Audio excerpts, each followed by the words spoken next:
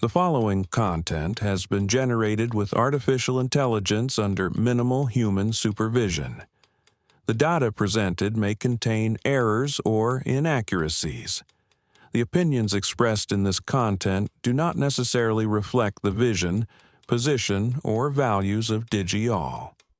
We recommend verifying critical information with additional sources before making decisions based on this content.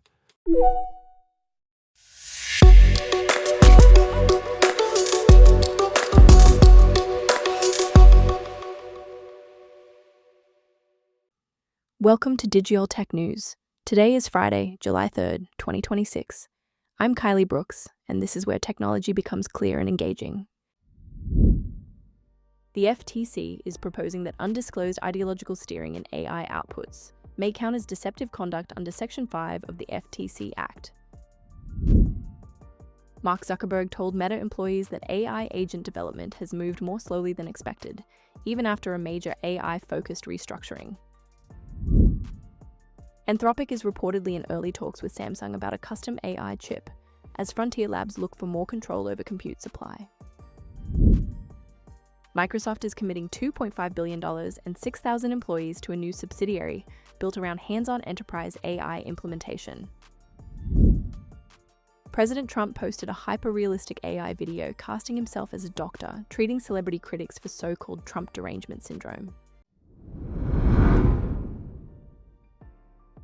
Let's start with the AI policy story, because the F.T.C. is drawing a line that could matter for every chatbot maker.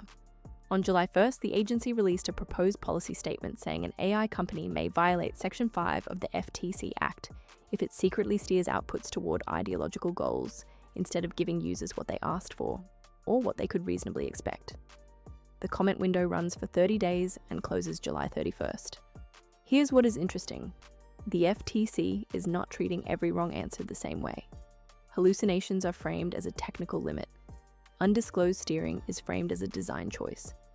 That distinction matters because companies often market their systems as accurate, faithful, or neutral within technical limits, while consumers accept AI answers without independent verification more than 90% of the time.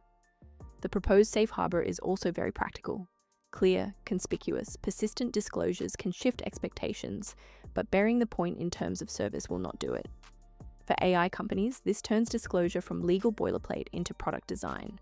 The hard question is how regulators will prove an undisclosed objective in a live model, especially when state rules, like Colorado's AI law, may push companies toward output suppression that the F.T.C. now sees as conflicting with federal consumer protection goals. Now to Meta, where the internal message is a little more sober than the outside AI race often sounds. At a July 2nd town hall, Mark Zuckerberg told employees that Meta's AI agents, meaning systems meant to carry out tasks on a user's behalf, have not accelerated as quickly as expected over the last 4 months. That is a significant admission because the company had already made painful organizational bets around this shift. Roughly 10% global workforce layoffs, about 7,000 employees reassigned to AI-focused teams in May, and up to $145 billion in AI infrastructure spending planned for the year.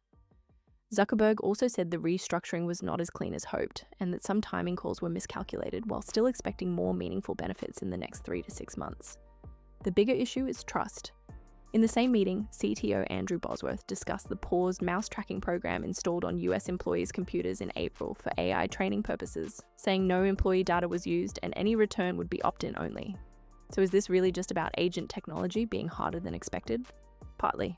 But it is also about whether a company can ask employees to absorb layoffs, reassignments, workplace monitoring concerns, and enormous AI spending before the productivity gains are visible. Anthropic's reported Samsung talks are early, but they fit a very clear industry pattern. The biggest AI labs want more options than buying whatever accelerator capacity is available. The discussions are about exploring a custom AI chip, but key pieces are still undecided, including what the chip would be used for, how it would fit into servers, and what performance targets it would need to hit.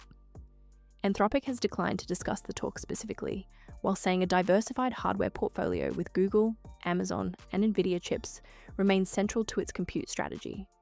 In practical terms, custom silicon is not just a prestige project, If it works, it can mean better supply chain independence and potentially better cost or performance for Claude workloads. If it does not, it can become a complicated engineering and cloud integration burden.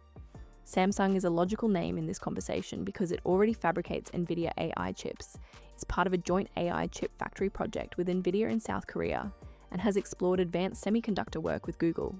But the key word is still early. OpenAI has its Broadcom Jalapeno inference processor partnership. Amazon and Google have long-running custom TPU efforts.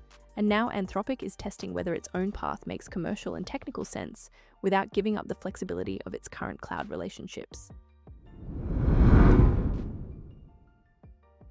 Microsoft's new Frontier Co. is a reminder that enterprise AI adoption is not just a product launch problem. Implementation is messy. Microsoft is putting 6,000 people and $2.5 billion into a subsidiary that will embed engineers, technical consultants, support staff, and industry sales specialists directly with customers.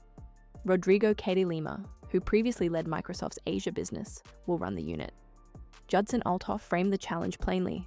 Customers are in very different places, choosing between OpenAI, Anthropic, and other models, deciding whether to start with technology or process, and trying to protect IP while keeping systems open enough to connect to different data and model providers.